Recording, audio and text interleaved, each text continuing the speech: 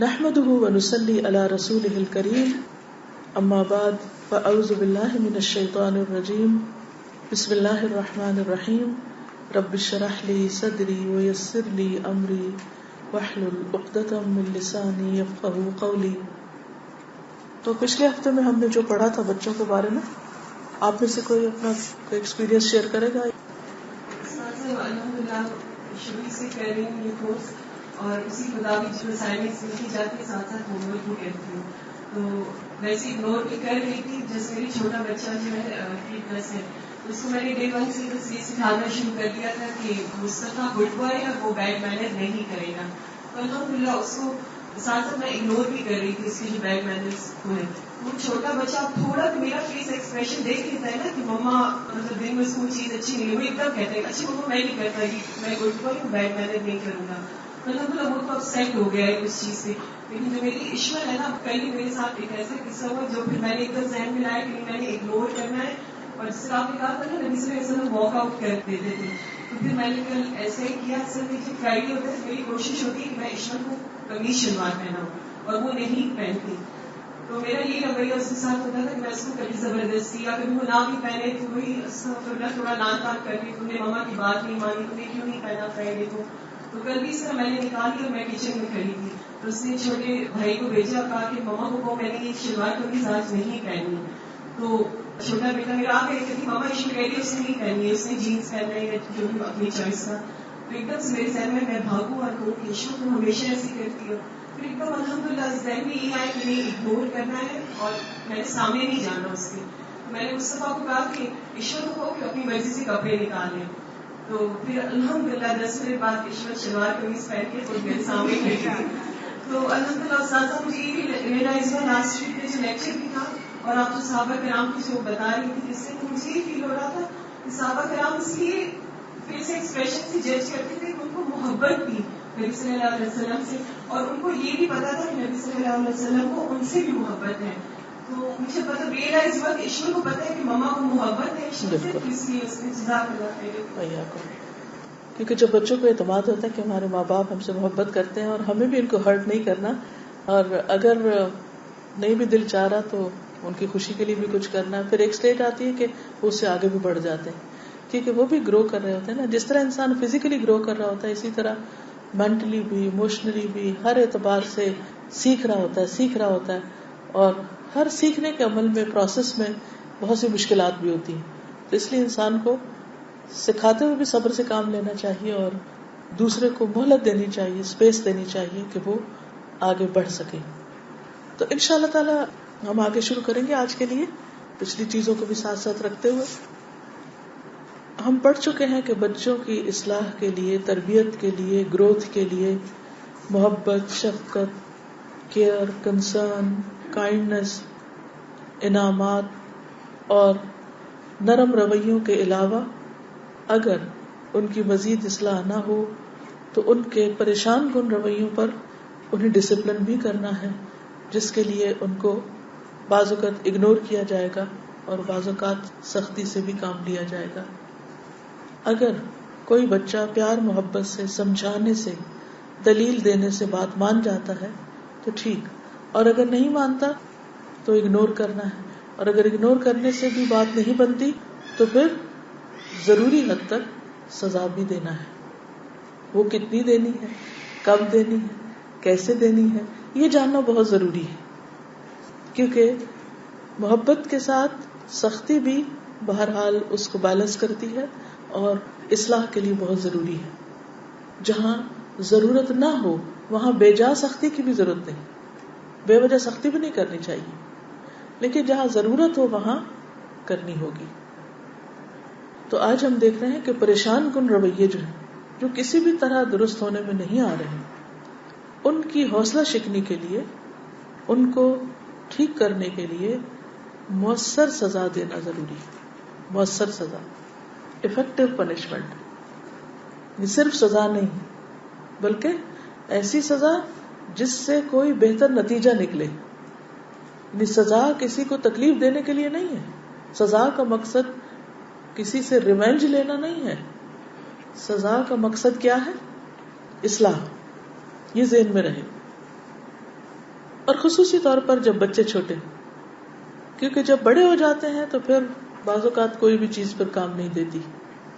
عربی کا ایک شعر ہے، قد ينفع الادب الاولاد في صغر وليس ينفعهم من بعده ادب ان الغصون اذا عدلتها اعتدلت ولن تلين ولو لينته الخشب. بچوں کو بچپن میں ادب سکھانا فائدہ دیتا ہے، اور عمر گزرنے کے بعد انہیں کسی قسم کا ادب فائدہ نہیں پہنچاتا. یعنی خاص حد سے جب اوپر چلے جاتے ہیں، خود سر ہو جاتے ہیں، تو پھر سختی بھی بعض اوقات فائدہ نہیں دیتی. ٹہنیوں کو اگر آپ سیدھا کرنا چاہیں تو سیدھی ہو جاتی، لیکن ٹہنیاں جب لکڑی بن جائیں تو اس کو نرم کرنا بھی نرم اور لچکدار نہیں بناتا، پھر ان کی ٹریٹمنٹ بہت مشکل ہو جاتی. پیچھے ہم نے پڑھی تھی یہ بات کہ جو اصول، ضابطے، ڈسپلن، طریقے ہم بچوں کی اصلاح کے لیے، تربیت کے لیے خود طے کریں، ان کے ساتھ مل کر مشورے سے، پھر فالو اپ بھی کریں، ان پہ قائم رہیں، جو وعدے ہم ان سے کریں وہ پورے کریں. اس طرح ان کے اندر خود اعتمادی پیدا ہوتی ہے. ماں باپ پر بھی وہ اعتماد کرتے ہیں جب وہ ماں باپ کو سچا پاتے ہیں. جو ماں باپ خود کسی اصول ضابطے کے پابند نہیں ہوتے، وہ بچوں سے کوئی پابندی نہیں کرا سکتے. تو چونکہ ہمارا موضوع ہے ہم اور ہمارے بچے، تو بچوں کے ساتھ ساتھ ہمیں اپنی بھی اصلاح کرنی ہے. ٹھیک ہے نا؟ ساتھ ساتھ یہ دیکھنا کہ ہماری غلطیاں کہاں ہیں، ہماری کوتاہی کیا ہے، ہم خود کیا نہیں کر رہے جس کی بچوں سے توقع رکھ رہے ہیں، اور ہم خود کون کون سی باتیں کہہ کے خود ہی سیلف کنٹرڈکشن کا شکار ہیں. وہ خود ہی اس کا انکار کر دیتے ہیں، ایک دن ایک بات کہتے ہیں، اگلے دن دوسری، اور خود بھی پریشان ہوتے اور بچوں کو بھی حیران چھوڑ دیتے ہیں. انہیں سمجھ نہیں آتی کہ ماں باپ چاہتے کیا ہے ہم سے. وہ ایک چیز کرنے لگتے تو آپ کہتے ہیں نہیں اب یہ نہیں کرو، وہ دوسرا کرنے لگتا آپ اس سے روک دیتے ہیں. تو اس طرح بچے بہت ڈسٹرب ہو جاتے ہیں، مینٹلی ڈسٹرب ہو جاتے ہیں، عملی طور پر پریشان ہوتے ہیں.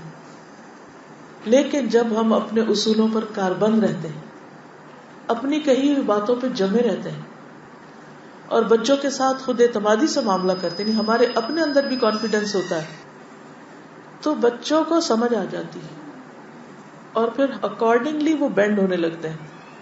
آپ جس طرح ان کو گھڑنا چاہتے ہیں، مولڈ کرنا چاہتے ہیں، وہ ہونے لگتے ہیں، کیونکہ ان کو پتا ہے کہ راستہ یہی ہے، اب ادھر ادھر نہیں جا سکتے، یہاں رک نہیں سکتے، ہمیں کرنا ہی کرنا ہے.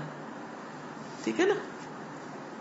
اسی طرح بات ہوئی تھی برے رویے کو نظر انداز کرنے کی. تو اس کا مطلب یہ ہے کہ اگرچہ نظر انداز کرنا مسئلے کو حل کرنے کا ایک طریقہ ہے، لیکن that is not the ultimate solution for everything. ہر چیز صرف نظر انداز کرنے سے حل نہیں ہوگی. At times آپ یہ اصول استعمال کریں گے، ہر وقت نہیں. This is one method. جیسے تعریف ایک طریقہ ہے، توجہ، محبت، اسی طرح یہ بھی بس ایک طریقہ ہے. اب اصل میں وزڈم تو آپ کی ہے، اللہ سے مانگیے وہ کہ مجھے کس وقت کون سا طریقہ کرنا ہے، کہاں پیار کرنا ہے، کہاں سنجیدگی اختیار کرنی ہے، کہاں ڈانٹ ڈپٹ سے کام لینا ہے، کہاں اگنور کرنا ہے، کہاں سزا دینی. یہ ہمیں سیکھنا پڑے گا اور اللہ سے مانگنا پڑے گا کہ اللہ ہم کو یہ سمجھ دے. تب انشاءاللہ یہ سارے چیزیں اپنی اپنی جگہ پر فائدہ پہنچائیں گی. مثلا آپ دیکھیے، جب آپ کچن میں کھڑے ہوتے ہیں تو کئی قسم کی چھریاں ہوتی ہیں نا.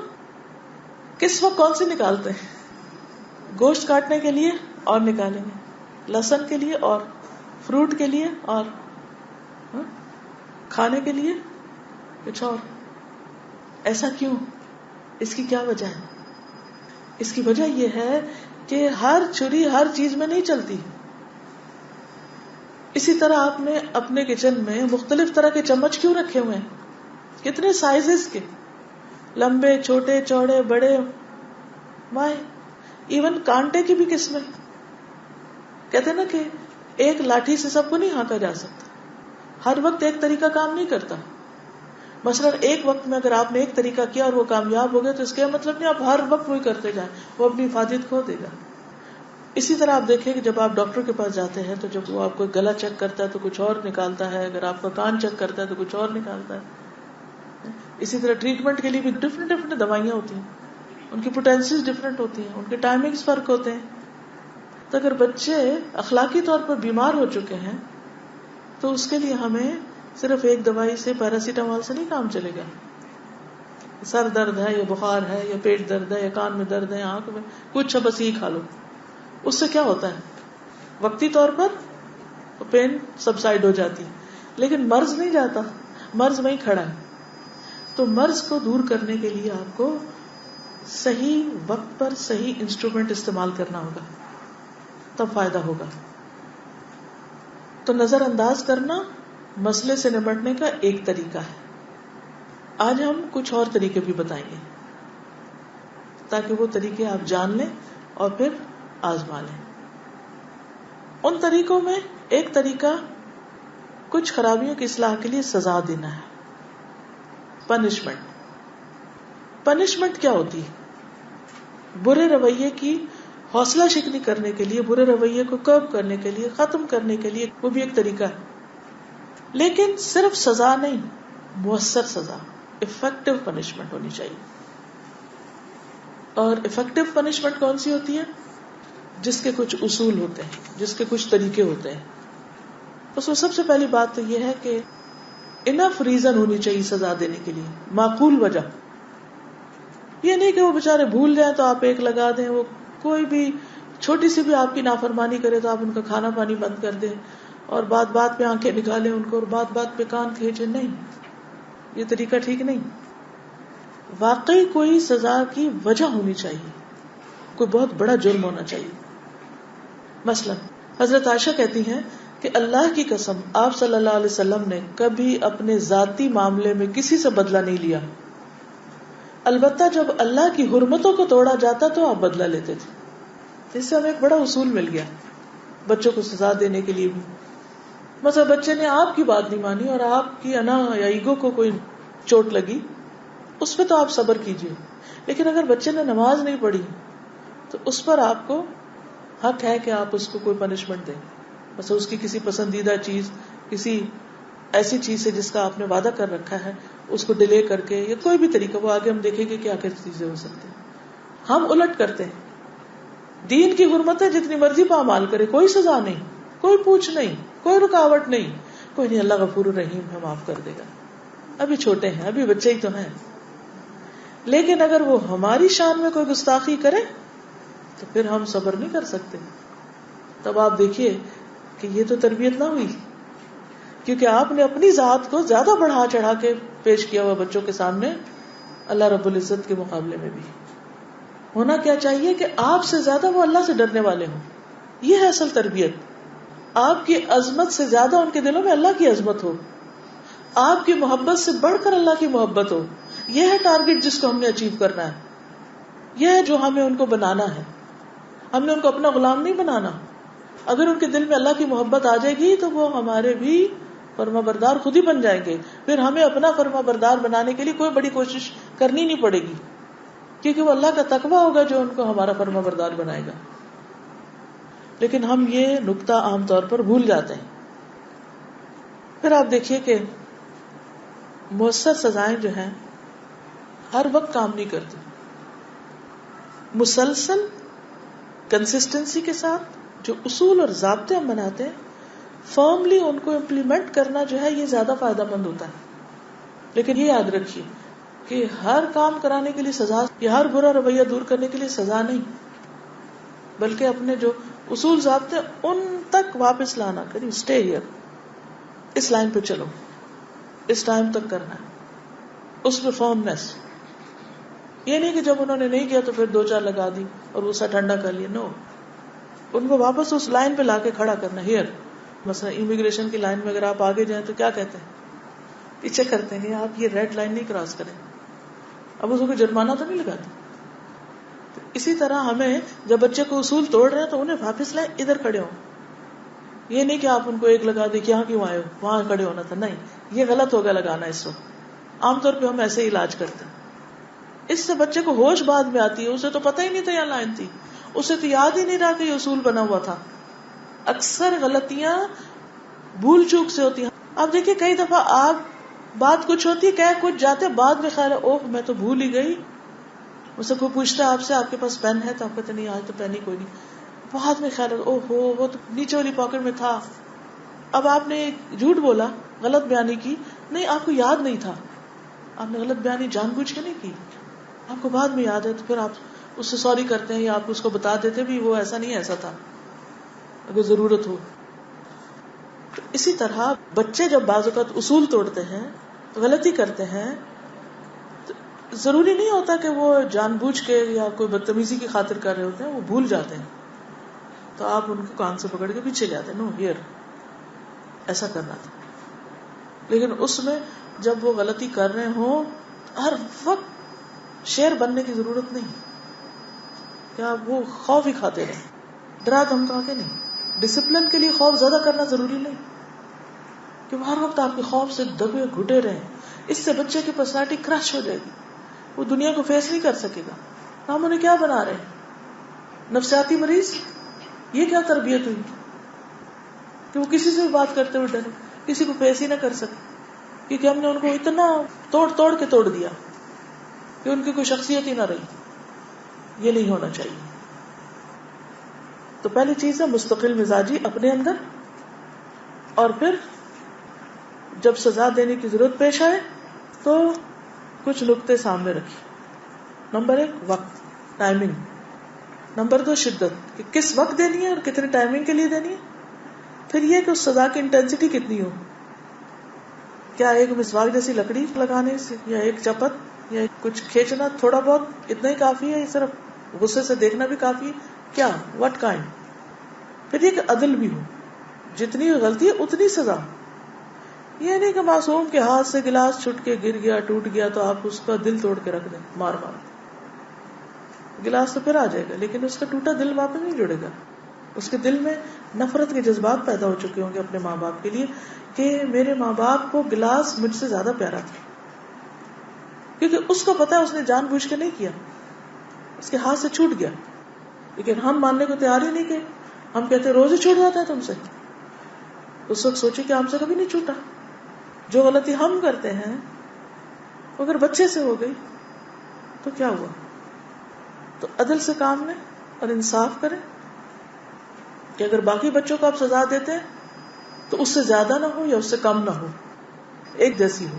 ایک بچے نے غلطی کی، آپ نے اس پر اس کو ایک خاص طریقے میں ڈسپلن کیا، دوسرے نے اگر کی تو ایسا نہیں کہ اس کو ڈبل سزا دے اس سے. پھر اسی طرح مدت، فریکوینسی، کہ کتنے عرصے بعد دینی، یہ نہیں دن میں 10 بار، نہ، اس سے کوئی فائدہ نہیں ہوگا. پھر فالو تھرو، پھر وجہ بتائیں بچے کو کہ سزا کیوں مل رہی ہے. اگر آپ نے وجہ نہیں بتائی تو کوئی فائدہ نہیں ہوگا. اس کو پتہ ہی نہیں کیوں سزا مل رہی. مجھے اچھی طرح یاد ہے کہ میں نے اپنی ایک بیٹی کو ایک دفعہ ایک تھپڑ لگایا، بہت غصہ آیا مجھے کسی بات کو دیکھ کے. تو وہ کھڑے ہو کے کہتی ہے ماما مجھے نہیں سمجھ آئی کہ آپ نے کیوں مارا، مجھے نہیں سمجھ آئی آپ نے کیوں مارا. یہ تو اس کی عقل مندی تھی میرے خیال میں کہ جو اس نے مجھ سے پوچھا کہ آپ نے کیوں مارا، مجھے وجہ بھی بتا دیں. کیونکہ بعض اوقات ہمیں جب غصہ آتا ہے نا تو ہم اپنے غصے میں اتنے بے قابو ہوتے ہیں کہ ہم اس وقت بولنے کے قابل نہیں ہوتے کہ ہم بول کے بتائیں کہ تم نے یہ غلطی کی اس لیے تمہیں یہ مار پڑ رہی. بعض اوقات خود بھی نہیں یاد رہتا، بعض اوقات ان کو بھی نہیں بتاتے. تو اس لیے جب بھی سزا دیں ریزننگ کے ساتھ، یہ ہے وجہ، اس بات پہ سزا ہے، تاکہ آئندہ وہ نہ کرے، وہ کرنے سے پہلے سوچے.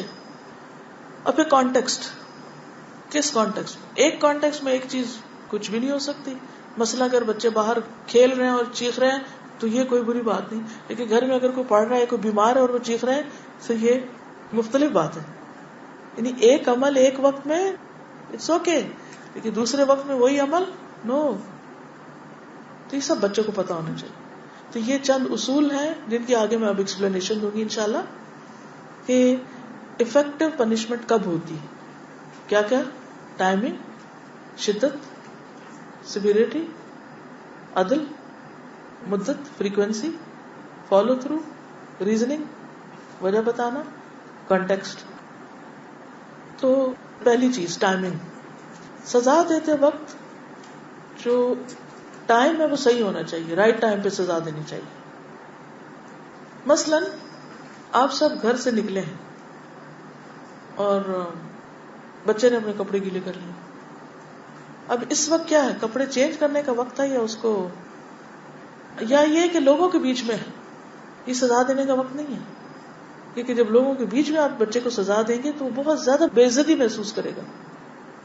تو رائٹ ٹائم پر پنشمنٹ. پھر یہ بھی یاد رکھے کہ یہ نہیں کہ کام آج غلط کیا تو 2 دن بعد سزا دینے لگے. اگر غلطی اور سزا کے بیچ میں فاصلہ کم ہو تو زیادہ بہتر, زیادہ افیکٹو ہوگا, تاکہ ساتھ ہی معاملہ ختم ہو جائے. اچھا ہمارے یہاں کیا ہوتا ہے, کوئی قتل بھی کر دے نا تو وہ عدالت میں 20-20 سال مقدمہ لٹکتا رہتا ہے. بائی دا ٹائم وہ سارے متعلقہ لوگ جن کو عبرت حاصل کرنی وہ بھی ادھر ادھر ہو چکے ہوتے ہیں, اور اب اس کو سزا مل رہی ہے جب ہر چیز ٹھنڈی ہو چکی. اس کا فائدہ نہیں اتنا ہوگا. جو مقاصد ہے, جو روح ہے اس سزا کی, وہ ختم ہو جائے گی. پھر یہ کہ جتنے چھوٹے بچے ہوتے ہیں ان کو جتنا جلدی بات سمجھا دی جائے, اگر ڈسپلن کرنے میں سزا بھی دینی ہے تو وہ جلدی کنیکشن پھر سمجھ لیتے ہیں کہ ہمیں کس چیز کے نتیجے میں یہ مل رہی ہے. اور پھر جتنی جلدی ہم اس کے لیے ڈسپلن قائم کریں گے یا سزا دیں گے تو بچوں کے اندر وہ کنفیوژن بھی نہیں رہے گا اس بیڈ بیہیویئر کے بارے میں. ان کو پتا چل جائے گا کہ بیڈ بیہیویئر تھا, اس پر ان کو سزا مل رہی ہے. مثلاً حضرت انس سے روایت ہے کہ کچھ لوگ اکل یا ارینا قبیلوں کے مدینہ میں آئے اور بیمار ہو گئے. آپ نے انہیں حکم دیا کہ اونٹنیوں کا دودھ اور پیشاب پیئیں ٹریٹمنٹ کے طور پر. تو وہ چلے گئے اونٹنیوں میں. جب اچھے ہوئے تو انہوں نے کیا کیا, چرواہے کو قتل کیا اور جانور لے کے چلے گئے اور چرواہے کی آنکھوں میں گرم سلائیاں پھیری.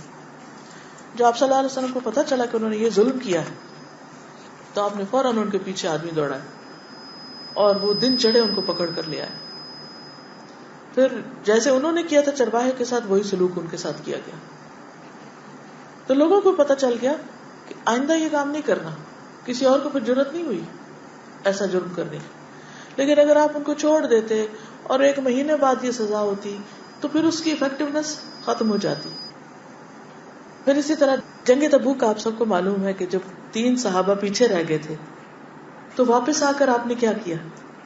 جب ان سے پوچھا گیا تو کوئی عذر نہیں تھا ان کے پاس, تو آپ نے سب کو منع کر دیا کہ ان سے بات نہیں کرنی. فوری طور پر حکم نافذ ہو گیا. 50 دن تک کسی نے ان سے بات نہیں کی. یہ ایک پنشمنٹ تھی نا, اور کتنی افیکٹو پنشمنٹ تھی. پھر اسی طرح یہ ہے کہ نبی صلی اللہ علیہ وسلم نے فرمایا جو شخص شراب نوشی کرے اسے کوڑے مارو, دوسری بار پیے پھر کوڑے مارو, تیسری بار پر بھی کوڑے مارو, پھر نہ باز آئے تو قتل کر دو. یعنی اتنی سخت بات آپ نے فرمائی کہ جب وہ جرم کرے تو اس کو ساتھ ہی سزا ملے, تاکہ آئندہ کرنے سے پہلے اس کو پتا چل جائے کہ مجھے یہ نہیں کرنا. کیونکہ اگر کسی نے غلطی کی ہے اور اس کو بتایا ہی نہیں گیا اور اس کو پنشمنٹ ہی نہیں ملی اور وہ بار بار کیے چلے جا رہا ہے تو کیا فائدہ ایسے پنشمنٹ کا. پھر اگلی چیز ہے شدت, کہ کتنی شدید ہو.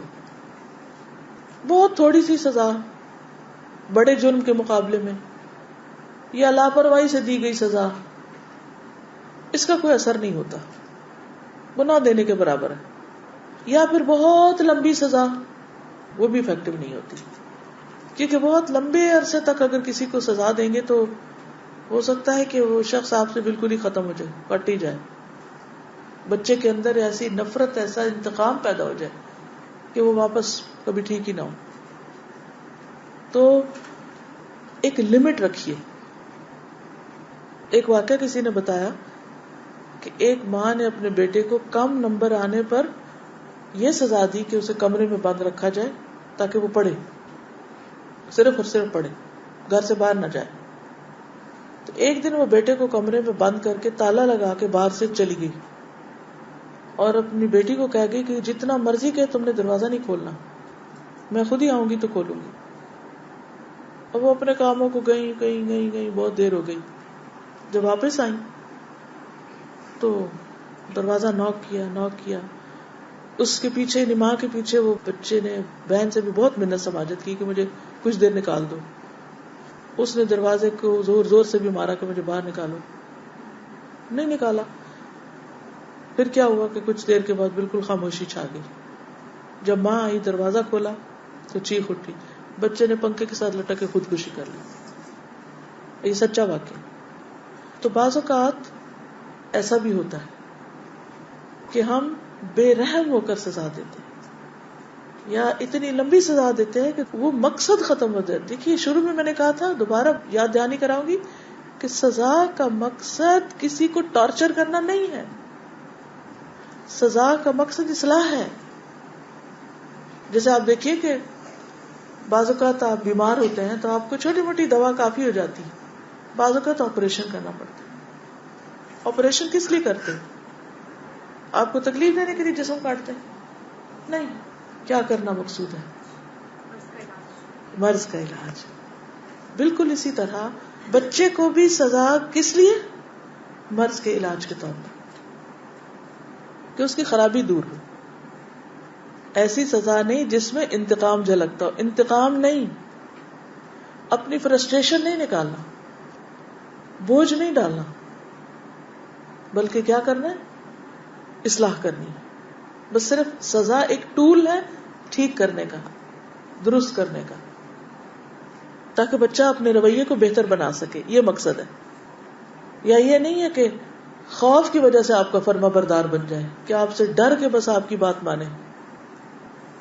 یا یہ کہ وہ ہر وقت مسکین پریشان ہونا شروع کر دے کہ مجھ پہ رحم کریں پھر نہ مجھے سزا دیں. اور یہ بھی نہیں کہ والدین صرف اپنے غصہ نکالنے کا ذریعہ بنا لے سزا. نہ, ان میں سے کوئی طریقہ فائدہ مند نہیں ہوگا. کون سا طریقہ فائدہ مند ہوگا؟ جس سے مرض دور ہو جائے بس. کیونکہ بہرحال جو سزا دینا ہے ایک تکلیف دہ عمل ہے. اس کے دونوں نتیجے نکل سکتے ہیں. ایک نتیجہ کیا کہ اصلاح ہو جائے, اور ایک یہ کہ پہلے سے بھی زیادہ بگاڑ ہو جائے. بعض اوقات مائیں اتنا مارتی بچے ڈھیٹ ہو جاتے ہیں, ان کو پرواہ ہی نہیں کہ مار پڑ رہی کہ نہیں. وہ وقتی طور پر دب کے چپ ہو کے بیٹھ جائیں گے, اٹھ کے پھر وہی کریں گے. اصلاح نہیں ہوتی نا. ایسے مارنے کا کیا فائدہ جس کے بعد بچہ پہلے سے بھی زیادہ شرارتی ہو جائے, پہلے سے بھی زیادہ بدتمیز اور بد اخلاق ہو جائے. اس سے پرہیز کرنا ہے. اس کو آپ نے خود ٹیسٹ کرنا ہے, جانچنا ہے کہ ہو کیا رہا ہے, نتیجہ کیا نکل رہا ہے. دیکھیں اگرچہ یہ سب کچھ بچوں کے لیے میں کہہ رہی ہوں, مگر یہ کسی بھی انسان کے ساتھ جو معاملہ ہے اس میں یہ آپ اصول اپلائی کر سکتے ہیں. پھر آپ دیکھیے کہ مثلا نبی صلی اللہ علیہ وسلم نے جب عورتوں کے بارے میں فرمایا کہ اللہ سے ڈرو, تمہارے لیے ان پر یہ حق ہے کہ وہ تمہارے بستروں پر کسی ایسے آدمی کو نہ آنے دے جن کو تم ناپسند کرتے. اگر وہ اس طرح کرے تو تم انہیں مار سکتے ہو, یعنی سمجھانے کے لیے, لیکن ایسی مار کہ ان کو چوٹ نہ لگے, غیر مبرح, نشان نہ پڑے. اب وہ کون سی مار ہوگی جس پہ نشان نہ پڑے؟ بہت معمولی قسم کی. ایک آدمی آیا کہنے لگا کہ اللہ کے رسول صلی اللہ علیہ وسلم, میری بیوی ہے, اس کی زبان میں کچھ ہے, یعنی بد زبان ہے, بہت تنگ کرتی ہے. آپ نے فرمایا تو پھر اس کو طلاق دے دو. میں نے کہا یا رسول اللہ, میرا ایک مدت تک اس کا ساتھ رہا ہے, اس کے ساتھ رہا ہوں میں, میرا بچہ بھی ہے. تو آپ نے فرمایا اس کو نصیحت کرو, اگر اس میں بھلائی ہے تو سمجھ جائے گی, اور ایسی مار مت مارنا جیسے تم اپنی لونڈی کو مارتی, جو غلاموں کو جیسے مارا جاتا ہے ایسے نہیں. بیوی کا ایک مقام ہے, لونڈی بھی انسان ہے, بیوی بھی انسان ہے, غلام بھی انسان ہے, بیوی بھی, کیونکہ دونوں کا سٹیٹس فرق ہے نا. تو اس لیے دونوں کے ساتھ معاملہ بھی فرق ہوگا. عام طور پر دیکھا گیا کہ جو لوگ ان پڑھ ہوتے ہیں, نہ سمجھ ہوتے ہیں, وہ ریزننگ نہیں سمجھتے. آپ ان کو نصیحت کریں وہ نہیں سمجھتے, ان کو صرف کوڑا ہی سمجھا سکتا ہے. لیکن ایک عقل مند شخص ہے, اس کی طرف تو صرف ایک نظر بھی آپ اٹھا کے دیکھیں تو سمجھ آ جائے گی, کیونکہ اس کو اپنی عزت نفس کا پتہ ہوتا ہے کہ اپنی عزت کیسے کروانی. وہ موقع ہی نہیں دے گا ایسے کام کا. تو کچھ بچے بہت سمجھدار ہوتے ہیں, وہ موقع ہی نہیں دیں گے. کچھ بچے بہت ڈھیٹ ہوتے ہیں. جو بھی کیس ہو, اگر مارنا پڑے تو ایسی مار نہیں کہ جس کے مارنے کے بعد کوئی چوٹ کا نشان نظر آئے. ٹھیک ہے نا. بعض لوگ گرم چمٹا مار دیتے ہیں, بعض لوگ کچھ بھی اٹھا کے پھینک دیتے ہیں, آنکھ پھوڑ دیتے ہیں, زخمی کر دیتے ہیں. یہ سب وحشیانہ طریقے ہیں, اس سے بچنا چاہیے. پھر اسی طرح آپ نے چہرے پہ مارنے سے منع کیا ہے. کیوں؟ اس کی کیا وجہ ہوگی؟ کسی کو بھی چہرے پہ مارنے سے منع کیا. چہرہ کس چیز کی علامت ہے؟ بولیے. عزت کی نا. چہرے نمانے سے عزت نفس مجروح ہوتی ہے. آپ عام طور پہ بچوں کو جب پیار کرتے تھے چہرے پہ کہتے ہیں نا، ایسے ہاتھ گال پہ پھیر. تو یہی اگر آپ بچے کے منہ پہ مار رہے ہیں تو کیا اس کی عزت نفس مجروح ہوگی، وہ اپنی بے عزتی محسوس کرے گا. سزا تو دیں مگر عزت نفس نہیں مجروح کرے.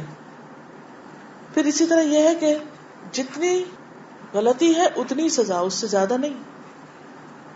چھوٹی سی چیز کے اوپر آپ اس کی کھال و دھیڑ دیں تو یہ نہیں. اسی طرح یہ بھی نہیں کہ سزا ایسی ہو کہ وہ اس کو مذاق سمجھ لے اور الٹا اور ہنسنا شروع کر دے. بازو کا ایسا ہوتا نا کہ آپ بچے کو کچھ پھینکتے آپ اس کی طرف اور وہ اس کو لگتا نہیں تو کیا کہتے ہیں، کیا کرتے ہیں، اور ہنسنا شروع کر دیتے ہیں، آپ کو مذاق اڑانے لگتے کہ ہمیں کچھ نہیں ہوا، اوئے اوئے کرتے. تو دونوں کے درمیان عدل ہو، یعنی آپ فارم بھی ہوں، سیریس ہوں، یعنی خود ہی مار کے خود ہی ہنسنے لگ گئے یا خود مار کے خود رونے لگ گئے. یہ دونوں چیزیں نہیں ہونی چاہیے، کیونکہ ان ساری چیزوں سے سزا غیر مؤثر ہو جائے گی جو ہونے نہیں دینی، ورنہ وہ اصلاح نہیں ہوگی. یہ بالکل ایسی ہے نا کہ جیسے آپ کھانا بنانے لگتے ہیں تو اگر آگ بہت تیز کر دیں تو کیا ہوتا ہے، جل جاتا ہے. اگر آپ بہت ہلکا رکھیں تو کیا ہوتا ہے، آنچ ہلکی پکتا نہیں. تو بالکل اسی طرح سزا بہت زیادہ ہوگی جرم کے مقابلے میں تو بھی غیر مؤثر ہوگی، بہت کم ہوگی یا طریقہ ٹھیک نہیں ہوگا تو بھی کوئی فائدہ نہیں، افیکٹو نہیں ہوگی. تو اس کا خیال رکھنا ہے. اور انصاف کا ہونا بھی بہت ضروری ہے، فیئر ہوں آپ اپنی سزا دینے میں. جابر کہتے ہیں کہ بنو مخزوم میں سے ایک عورت نے چوری کی، اسے نبی صلی اللہ علیہ وسلم کے پاس لایا گیا تو اس نے ام سلمہ کے ذریعے پناہ مانگی. آپ نے فرمایا اللہ کی قسم اگر فاطمہ بنت محمد بھی ہوتی تو میں اس کا ہاتھ بھی کاٹتا، عدل کرتا. تو سزا دینے میں برابری، یہ نہیں کہ ایک بچے کی تو شامت آئی رہے ہر وقت اور دوسرے کو کبھی کچھ نہ کہا جائے. اس سے بچوں کے درمیان بھی ایک نفرت پیدا ہو جائے گی. کلاہ قبیلہ کے کچھ لوگوں کا سامان چرا لیا گیا، انہوں نے چند جلاحوں پہ چوری کی تہمت لگائی اور رسول اللہ صلی اللہ علیہ وسلم کے صحابی نعمان بن بشیر کے پاس آئے، آپس کا جھگڑا لے کے. تو انہوں نے جلاحوں کو گرفتار کر لیا. جب انہوں نے چوری نہیں مانی تو آپ نے ان کو چھوڑ دیا. تو لوگ نعمان کے پاس آئے اور کہا کہ آپ نے ان کو مارے بغیر چھوڑ دیا، یہ نہیں مانے کہ جب تک آپ ان کو ماریں گے نہیں. عام طور پہ ایسے ہی ہوتا ہے نا، پولیس اتنا مارتی ہے تو وہ جھوٹا اقرار بھی کر لیتے ہیں جرم کا، حالانکہ جرم نہیں بھی کیا ہوتا. تو نعمان بن بشیر جو صحابی تھے فرمایا کیا تم چاہتے ہو کہ میں ان کو ماروں؟ کہا ہاں. پھر ایک شرط کے ساتھ کہ پھر اس مارنے کے بعد ان سے سامان نکلنا چاہیے، اور اگر نہ نکلا تو پھر میں نہیں ماروں گا، پھر میں تمہیں بھی ماروں گا. تو انہوں نے کہا کہ کیا یہ تمہارا فیصلہ ہے؟ فرمایا یہ اللہ رسول کا فیصلہ ہے، عدل و انصاف کرو. پتا نا بعض اوقات کسی چوری کو الزام ہوتا ہے گھر کے سرونٹ پہ یا کسی ایسے بندے پہ جو کمزور ہو، اور پھر اس سے منواتے، وہ نہیں مانتا تو مار مار کے منواتے. تو پھر ایسی صورت میں اگر مارا گیا اور نکلا کچھ نہ، جرم ثابت نہ ہوا تو مارنے والے کو بھی مارا جائے گا یا مروانے والے کو، کیونکہ جھوٹا الزام تھا. تو سوچ سمجھ کے ایسے کام کرنے چاہیے. پھر یہ بھی ہے کہ جیسی غلطی ہو اس سے ملتی جلتی سزا ہو. مثلا قرآن مجید سے کوئی مثال لائیے. ٹیسٹ ہے آپ کا، یہ ایک تو پیپر میں لکھتے ہیں نا آپ ٹیسٹ، کچھ یاد کریں. قصاص، یس، الحر بالحر والعبد بالعبد والانثى بالانثى. چوری ہاتھ سے ہوتی ہے نا تو ہاتھ کاٹنا، زنا پہ لیشز پورے جسم پہ، قتل کے بدلے میں قتل. ریاکار کی سزا کیا بتائے گی حدیث میں؟ دکھاوا کرنے والے کی. جو شہرت کے لیے کام کرتا ہے قیامت کے دن اس کے بارے میں کیا کیا جائے گا؟ سنایا جائے گا کہ یہ ہے وہ شخص جو دکھاوے کے لیے کام کرتا تھا، سب کے سامنے اس کی بے عزتی ہوگی. پھر اسی طرح جیسا گناہ ویسی سزا. نبی صلی اللہ علیہ وسلم نے فرمایا اے مہاجرین 5 چیزیں ہیں جن میں تم مبتلا ہوگے اور میں اللہ سے اس بات کی پناہ چاہتا ہوں کہ تم ان کو پاؤ. نمبر 1، جب کسی قوم میں بدکاری عام ہو جاتی ہے اور وہ اعلانیہ اس کا ارتکاب کرتے ہیں تو ان میں طاعون اور مختلف بیماریاں جو ان کے پہلوں میں نہیں تھی وہ پھیل جاتی ہیں، یعنی یہ اس کی سزا ہوتی ہے. جب لوگ ناپ تول میں کمی کرتے ہیں تو انہیں قحط سالیاں، سخت تکلیفیں اور بادشاہ کے ظلم دبوچ لیتے ہیں۔ جب لوگ زکوٰۃ ادا نہیں کرتے تو آسمان سے بارش کا نزول بند ہو جاتا ہے، اگر چوپائے نہ ہو تو ان پہ بارش نہ اترے۔ جب لوگ اللہ رسول کے عہد و پیمان کو توڑتے ہیں تو اللہ تعالیٰ ان پر ان کے دشمنوں کا، جن کا تعلق ان کے غیروں سے ہوتا ہے، ان پہ مسلط کر دیتا ہے اور وہ ان کے بعض اموال، مال وغیرہ چھین لیتے ہیں۔ اور جو لوگ اللہ کے قانون کے مطابق، اللہ کی کتاب کے مطابق فیصلہ نہیں کرتے تو اللہ تعالیٰ ان کو آپس میں لڑا دیتا ہے۔ اب یہ عدل ہے، جس طرح کا جرم ہے اسی قسم کی، اسی نیچر کی سزا ہے۔ نبی صلی اللہ علیہ وسلم نے فرمایا، جس نے کسی مسلمان کا ناحق ایک لقمہ بھی کھایا تو اللہ تعالیٰ اسے اتنا ہی جہنم کا لقمہ کھلائیں گے۔ جس نے کسی مسلمان کا ناحق کپڑا پہنا، اللہ تعالیٰ اسی بقدر جہنم کا کپڑا اس کو پہنائے گا۔ جو کوئی کسی مسلمان کے ساتھ دکھلاوے والی جگہ پر کھڑا ہوگا تو اللہ تعالیٰ قیامت کے دن اسے دکھلاوے والے مقام پہ کھڑا کرے گا، لوگوں کو بتایا جائے کہ یہ ہیں وہ لوگ جو ریاکار تھے دنیا میں۔ جو کسی کی زمین پہ ناحق قبضہ کرے گا تو قیامت کے دن 7 زمینوں کا طوق اس کے گلے میں پہنایا جائے گا۔ پھر اسی طرح عبداللہ بن عمر سے روایت ہے کہ رسول اللہ صلی اللہ علیہ وسلم کے پاس مال غنیمت پہنچتا تو آپ حضرت بلال کو حکم دیتے اور وہ لوگوں میں اعلان کرتے کہ لوگ اپنی اپنی غنیمت لے کے آ جائیں۔ پھر 5واں حصہ الگ کر کے باقی مجاہدین میں تقسیم کر دیا جاتا۔ ایک مرتبہ تقسیم کے بعد ایک شخص بالوں کی بنی ہوئی لگام لے کر آیا، کہنے لگا یا رسول اللہ صلی اللہ علیہ وسلم، یہ مال غنیمت کا حصہ ہے۔ تو آپ نے پوچھا کیا تم نے بلال کو اعلان کرتے ہوئے سنا تھا؟ کیا تم نے سنا تھا کہ بلال نے اعلان کیا 3 بار؟ اس نے کہا جی ہاں۔ تو آپ نے فرمایا پھر تم کیوں نہیں لائی؟ تو اس نے کچھ ایکسکیوزز پیش کیے۔ فرمایا اب اسے اپنے پاس ہی رکھو، قیامت کے دن لے کے آنا، اب میں اسے کبھی قبول نہیں کروں گا۔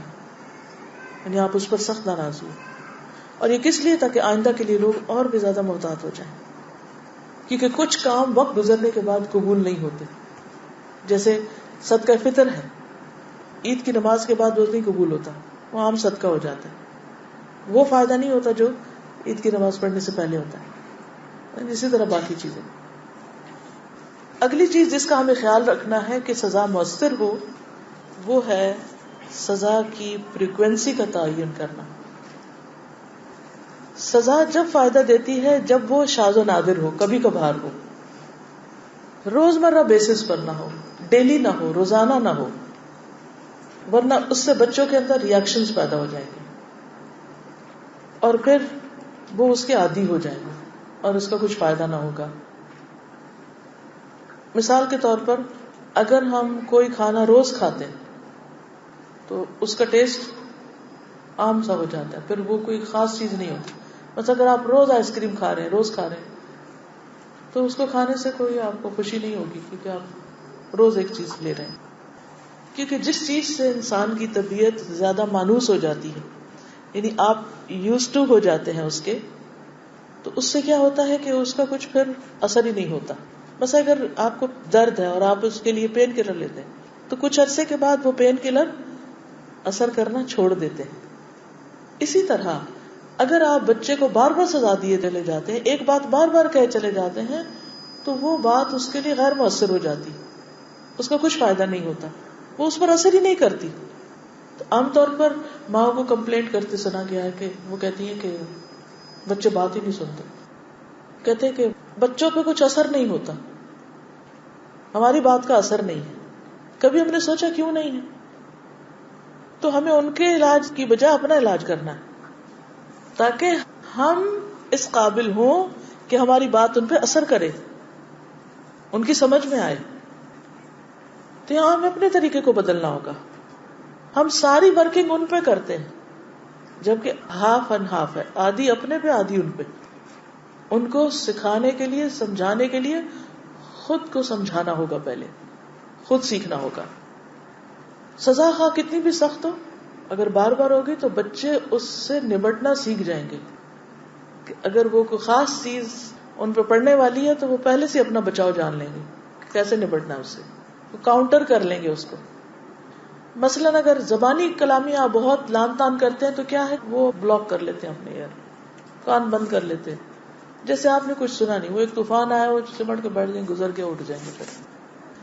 تو اس لیے آپ نے فریکوینسی پہ بہت غور کرنا ہے, بار بار نہیں دینی سزا, اور ایک ہی حربہ بار بار اختیار نہیں کرنا, بلکہ پہلے تو کوشش یہ کرنی ہے کہ سزا دینے کی نوبت نہ آئے.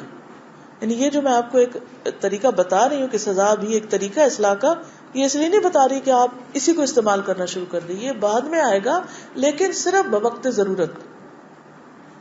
جیسے آپ نے دشمن کے مقابلے کے لیے کچھ تیر رکھے ہوئے, تو عقل مند لڑنے والا کون ہوتا ہے کہ وہ ان تیروں کو بچا کے رکھتا ہے, یہ نہیں کہ سارے پھینک کے ہاتھ خالی, کچھ بھی نہیں اب کرنے کو. تو سزا جو ہے نا ایک آخری حربے کے طور پر ہوتی. اگر یہ ان افیکٹو ہوگی تو سمجھے آپ کے ہاتھ میں کچھ بھی نہیں رہا, اب آپ کچھ اور نہیں کر پائیں گے پھر. تو ایک ایک تیر کو آپ نے بہت عقل مندی کے ساتھ اور بہت سوچ سمجھ کے چلانا ہے, تاکہ اس سے بھرپور فائدہ ہو سکے, اس کا کوئی نتیجہ نکلے. اور عام حالات میں سزا کے بغیر یہ معاملے کو درست کرنے کی کوشش کرنی. مثلا اگر بچے نے کوئی غلطی کی ہے, مثلا سبق یاد نہیں کیا, ہوم ورک نہیں کیا, تو سزا کیا ہے کہ آپ اس کو کہیں کہ آپ اس وقت تک آپ کھیلنے نہیں جائیں گے جب تک آپ یہ کر نہیں لیتے. اس کا مداوع کیا ہے؟ توبہ کیا ہوتی ہے؟ جب ہم توبہ کرتے ہیں, ریپینٹنس, اصلاح, وہ کیا ہوتی ہے کہ میں اب آئندہ یہ نہیں کروں گا, اور جو غلطی کی ہے اس کی میں اصلاح کر رہا ہوں. اگر کسی کا حق مارا تو حق واپس لوٹا دیں. یعنی آپ کام نہ کرنے پہ سزا دے رہے ہیں, تو سزا کیا ہے؟ کام کرو, چاہے نیند آ رہی ہے یا بھوک ہے یا کچھ بھی, اب یہ اس وقت میں کرو. تو یہ بھی ایک سزا کی قسم. ہمارے دین میں کیا ہے کہ نیکیاں برائیوں کو مٹا دیتی ہیں. ان الحسنات یذھبن السیئات. اگر کچھ برا ہو گیا تو اچھا کرو. مثلا بڑے بچے نے چھوٹے بچے کو مارا, اب چھوٹا بچہ تو مار نہیں سکتا جواب میں. اب اس کا حل کیا ہے کہ آپ بڑے سے کہیں کہ آپ چھوٹے کو جا کے پیار کریں, آپ اس کو کوئی اچھی چیز دیں جا کے. اب وہ اس کے نفس میں بھی بڑا بھاری ہوتا ہے, لیکن طریقے سے اس کو آمادہ کر لیں. تو اس سے کیا ہوگا کہ یہ بھی سزائی کی ایک قسم ہوگی, اور اس سے اصلاح بھی ہوگی, کیونکہ اس نے پہلے جو تکلیف پہنچائی اب اس کا وہ خود ہی ازالہ کرنا ہے. نبی صلی اللہ علیہ وسلم نے فرمایا کہ انسان کے گھر والے, مال, اولاد, پڑوسی سب فتنے کی چیز ہے. انسان ہر چیز سے آزمایا جاتا ہے, اور نماز, روزہ, صدقہ, اچھی بات کے لیے لوگوں کو حکم کرنا, یعنی امر بالمعروف اور نہی عن المنکر, ان فتنوں کا کفارہ ہے. یعنی غلطیاں ہوں گی لیکن ان کی اصلاح کے لیے یہ کام کرنے ہوں گے. کسی چیز کا کفارہ نماز ہوگی, کسی کا روزہ, کسی کا صدقہ. صرف سزا ہی کفارہ نہیں ہے, بلکہ برائی کا علاج بھلائی سے, یہ بھی کفارہ. مثلا اگر بچے نے جھوٹ بولا اور آپ کو پتہ چل گیا, تو ضروری نہیں کہ آپ اس کو 2 چانٹے لگائیں. آپ اسے کہیں اٹھو, وضو کرو, 2 نفل پڑھو. اب بچوں کے لیے نماز بعض اوقات بہت بھاری ہوتی ہے, لیکن جب وہ کریں گے تو ان کو پتا ہوگا کہ ہاں یہ توبہ ہے, توبہ کرنی ہوتی. یا پھر آپ کیا کہیں کہ آپ اپنی عیدی میں سے اتنے پیسے صدقہ کرو. یا پھر آپ اس کو روزہ رکھوائیں ذرا تھوڑا, اگر بڑا ہے جیسے ٹین ایج بچے ہیں. یا پھر آپ اس سے کوئی اور کام کروائیں.